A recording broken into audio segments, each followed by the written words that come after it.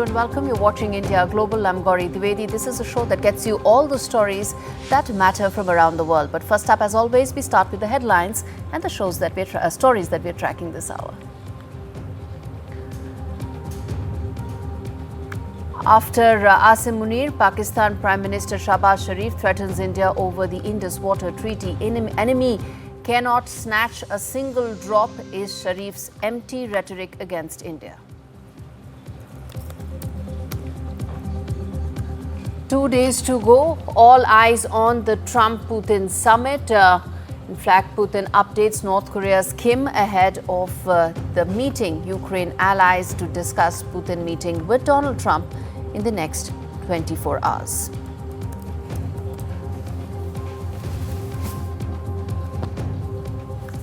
BSF launches Operation Alert along the Indo-Bangladesh border ahead of Independence Day, but also even as sensitivities remain as far as the Bangladesh-India border is concerned.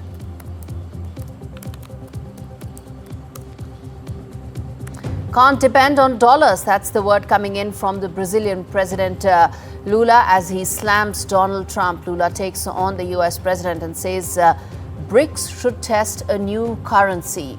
Will this expedite the de-dollarization that Donald Trump is fearing the most? We talk more on that. Call out the racists. Indians face growing attacks. Yet another Hindu temple has been defaced, this time in US's Indiana, where this is the fourth such case that is coming to light, even as we ask, why is it that there is a repeated pattern of these attacks coming in? Will there be more than just empty condemnations?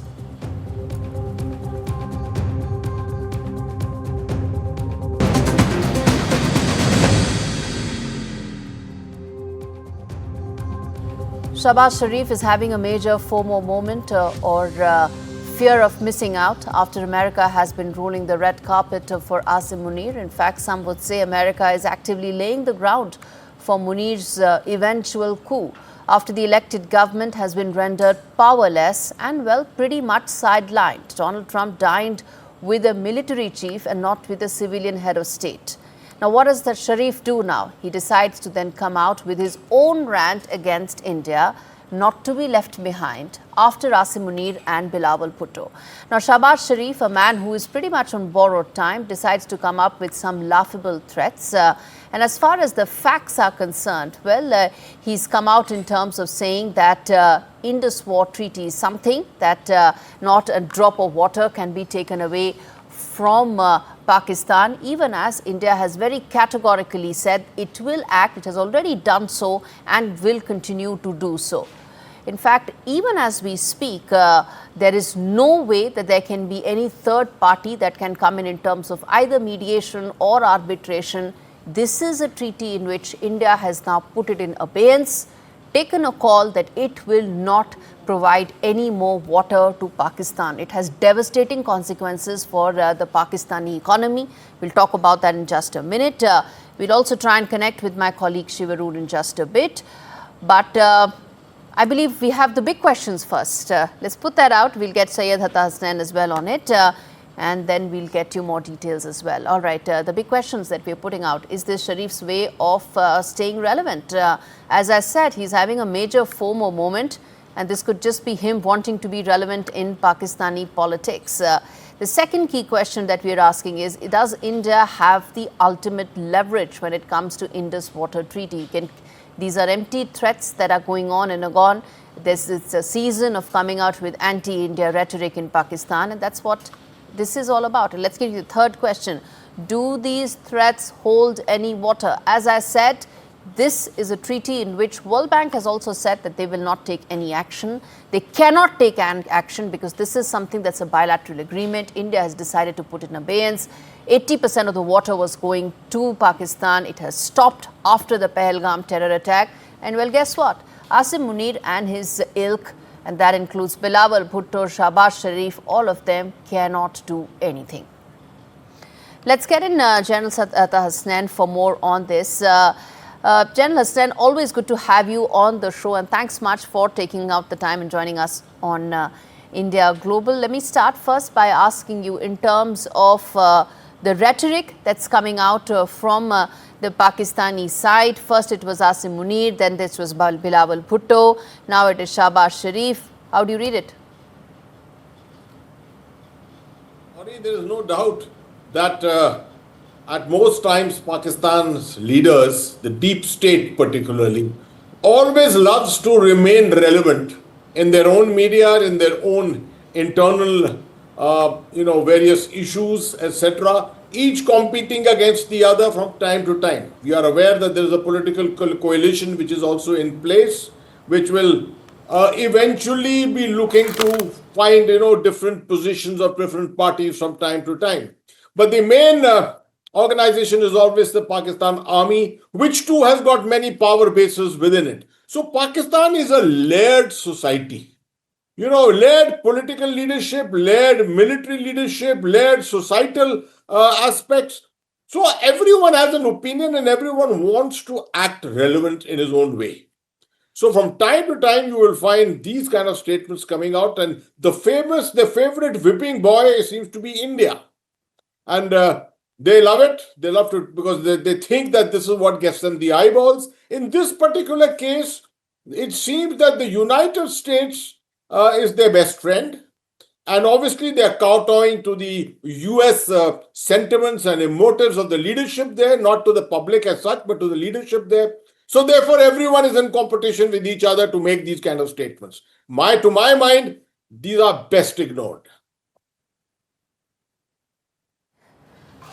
Right. And General Hasnain, as we speak, we've talked about the kind of rant that comes out as far as Pakistan is concerned. Nothing new. But this also comes at a time when Donald Trump has been trying to mainstream Asim Munir. Yes. Well, Asim Munir, let's take a little background check on this. Remember one thing, that the relationship of the United States and Pakistan has been very strong in the past, for the past 70, 75 years. Sito, Cento times. Then, of course, the 21 years when the United States was fighting a war in Afghanistan. From 80 to 88, 89, when Pakistan was the frontline state fighting the Soviet aggression inside Afghanistan. So for the better part of 30 to 40 years, it's always been the frontline state. Now, who in Pakistan has been the frontline element? It's primarily the Pakistan Army. And therefore, there's a special relationship between Pakistan Army officers and, may I say, the deep state in the United States itself. Therefore, whenever the United States would want to extract a strategic advantage in an awkward kind of a way, they would preferably not go so much to the political leadership in Pakistan as much as they would prefer to go to the military leadership. And they feel that they are the ones who can be sort of maneuvered, arm twisted from time to time. Many of their children are studying or living in the United States. Almost everyone in the senior leadership of Pakistan Army have their offsprings all in the United States. These are all linkages which the United States likes to draw upon and exploit. So obviously, Asim Munir is the favorite in this kind of situation. Stay with us, General Hasnain. Let me also rope in Shiv Arur, my colleague who's been, tracking the Pakistanis now for almost 2 decades. Shiv, you know how the Pakistanis think better than most, and they have nothing better to do than to come up with empty threats. It's almost like a competition. Shehbaz Sharif is having his FOMO moment. He doesn't want to be left behind. He isn't dining and whining with Donald Trump. He's trying to make up with these empty threats. I completely agree with what General Hasnain said. There is a almost cartoonish sort of competition in Pakistan, to sound the bravest and most aggressive against India, because the kind of cultural domestic humiliation that has taken place courtesy Operation Sindoor, and I don't say this with any jingoism whatsoever, but to have your entire country militarily defeated, vanquished, paralyzed, has left the political space open open, for this kind of, catharsis within Pakistani politics. That's why you see Bilawal Bhutto, Asim Munir, Shehbaz Sharif, and everyone in between, issue these loud, saber-rattling warnings against India of war. The hilarious thing is they're talking about war if India steals a drop. The abeyance of the Indus Water Treaty has been on for what, 2.5 months now, Gaurie? So water en masse has been taken from Pakistan or denied to Pakistan. So why have they not done anything yet? The second point, which I feel is a little bit more important, because Pakistan is a failed state. Pakistan is a country that has been internationally isolated before Operation Sindoor. But courtesy the actions of one man, that is Donald Trump, Pakistan has not only been facilitated, endorsed, approved, upheld, deals have been struck with them, they've been wined and dined, they've been called awesome, valuable anti-terror partners. I see that as a geopolitical green signal to carry on doing what you're doing. Whether it is the Uri border action team, terror attack last night, to the Kulgam encounter in which 2 soldiers were killed, to what happened in Riyasi, an attack on pilgrims on a bus. This is basically the Trump administration, the US government, giving Pakistan a blank check as far as business as usual. And business as usual for Pakistan is as a sponsor of terror. When you clink glasses with the very fountainhead of the forces that bleed India through instrumentalities of terror, you're basically saying there is no incentive for you to change anything. So if there's no incentive for Asim Munir to change anything, where will there ever be any incentive, for much smaller fry, powerless, figures like Shehbaz Sharif and Bilawal Bhutto to change anything at all? So I think that's where things really stand. All right, we leave it there, Shiv. Thanks much for giving us that perspective. And in fact, General Hasnain, as we wrap things up, the final question I want to ask you is also with respect to what lies ahead, because this is a country which is talking about nuclear rant. This is a country which has a very unstable army chief, and then there is a political class which is almost, of course, dependent for its legitimacy on the army itself. How do you see this panning out over the course of the next 6 to 8 months, given the fluidity that exists right now? Gaurie, one of the things I was doing this morning was to look at my past analyses of Asim Munir from the year 2022, 23, 24. And I was also looking at the year 2018 and seeing what exactly was Donald Trump's approach and attitude to Pakistan. Let me start from Donald Trump's 2018 attitude. On the 1st of January, Donald Trump tweeted saying, "We have spent $30 billion. We have provided $30 billion to this nation. For what? For the kind of terror that it has paid back to us." So is from then to now. The pendulum has swung. That pendulum can swing back at any time. There is no this kind of a relationship.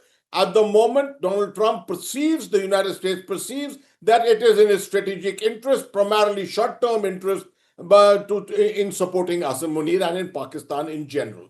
The second aspect, Asim Munir, when I looked at my own assessment of him in 2022 end, I said, here is a man who was a deputy to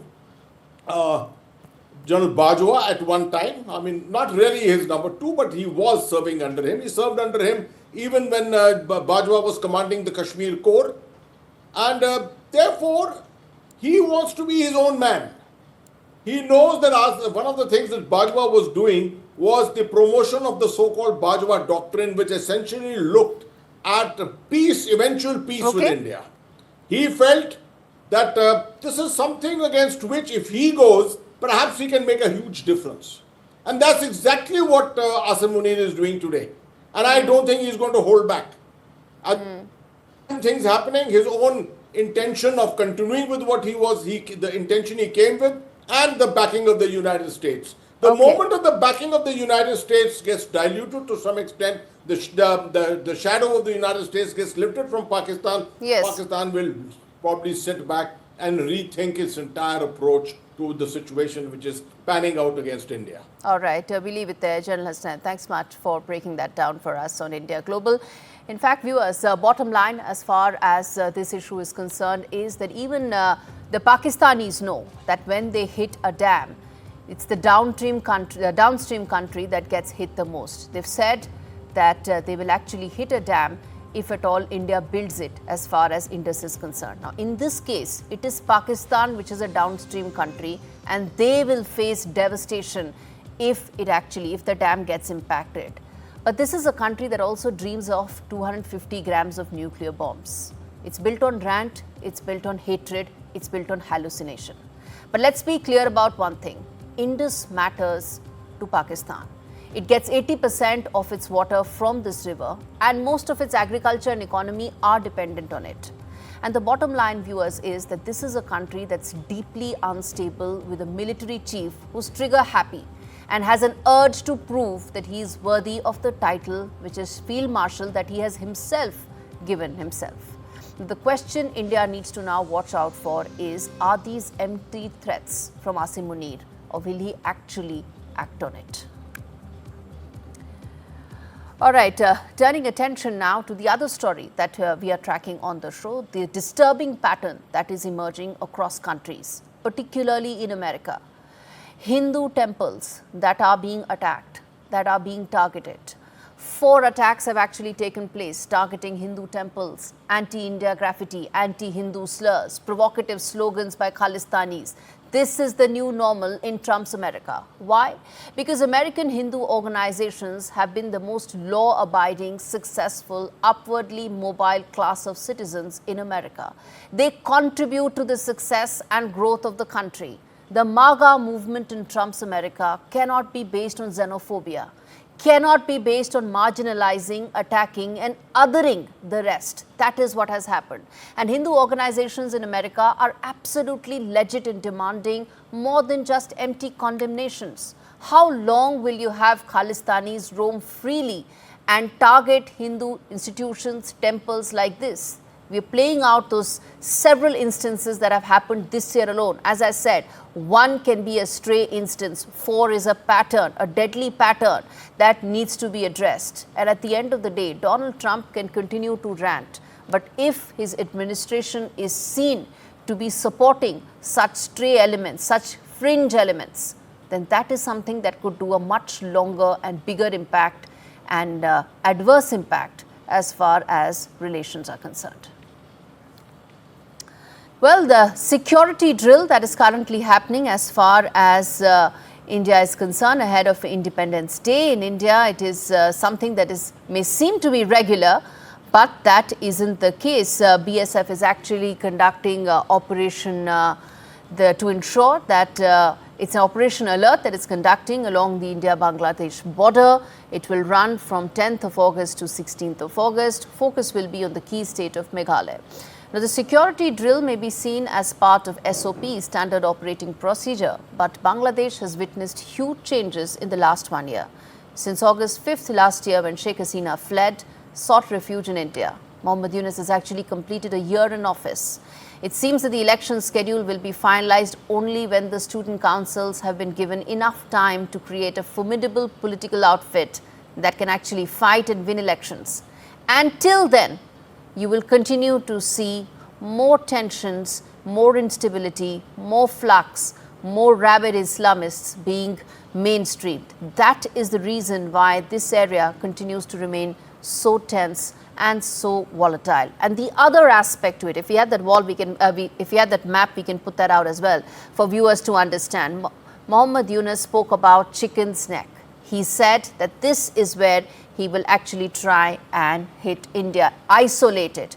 Mohammad Yunus also wanted to partner with China, with Pakistan, and speak about how Bangladesh is at a unique position to actually target India's chicken neck, which is why monitoring this region is so very crucial. Besides that, a bunch of trade measures have also been taken by India to ensure that it is able to insulate itself from the India-Bangladesh relationship. And I believe there's more update coming in from Bangladesh, which is that Tulip Siddiqui's trial has also been started in Bangladesh. Testimonies have happened. Remember, these are people who are not in Bangladesh. But so a lot of what is actually happening is meant to address the underlying current that Mohammad Yunus and his government have actually fomented, which is to build that anti-Awami League hysteria in the country, and that requires for these trials to take place. Now, all of this is happening while Tulip Siddiqui is in the UK. She is a former British minister. She's Hasina's niece, and there are some cases related to corruption that are going on against her. But one also needs to keep in mind that this is exactly what shouldn't be consuming the government of Muhammad Yunus, and should be only a part of several other measures that he is taking. On that note, a quick break. We return with more stories on the other side. Stay with us.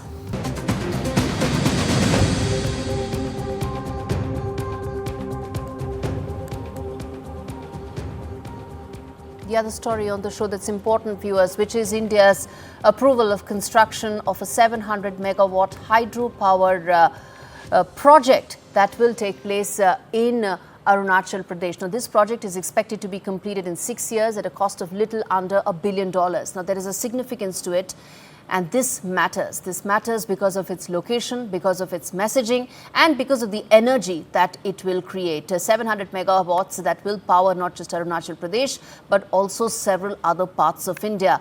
And crucially, it's as I talked about the cost as well, it is the other important part is 33-kilometer roads that will be built, dual use, both for military as well as civilian purposes. It comes amidst China's construction of the world's largest dam in Brahmaputra River. China made that announcement that this will be that $170 billion mega dam, the world's largest, that will be in Tibet, very close to India. And this is New Delhi's response, a dam that will come up in the next 6 years in Arunachal Pradesh. Again, remember, India and China are beginning to recover from the nadir that their relationship saw post the Galwan conflict. But there is a sense of trust that continues to be in deficit, and these measures are important in that light. Turning attention now to the other story that we're tracking on the show. Well, Donald Trump's threats against BRIC nations have led once again to Brazilian President Lula to come back and say that, well, this is the time to talk about de-dollarization. He's spoken that there should be a BRICS currency. This isn't the first time he has said it. But remember, trade tensions between Donald Trump, between US and several other countries are probably at their highest in several years. India is not the only one. There's Brazil as well. So whoever wants to stand up for their country against the US, this is the kind of tariffs that they are meted out. What will a BRICS currency look like? Could that actually be the big game changer? Let's get in those answers from William Buter, who is an American-British economist joining us live on the broadcast. Sir, this isn't the first time we are hearing about de-dollarization or a BRICS currency, but the timing, many see, could actually be a first in terms of making sense. I'm afraid that the concept of a BRIC currency remains extremely unlikely. At the moment, the largest BRIC currency in terms of its share of global reserves is the Chinese renminbi, or the yuan as it's called. And its share of global reserves was 2.2% in 2024. So it is certainly possible for countries in the BRIC group, say the 10 BRIC countries, to invoice their intra-BRIC trade in renminbi, trading goods and services. But that itself would remain a small share of the total trade of these countries, because each of the BRIC countries, of course, trades with non-BRIC countries as well. I'm afraid that the dollar, despite its very steady decline, still accounts for around 60% of global foreign exchange transactions, if we include the intra-euro area transactions.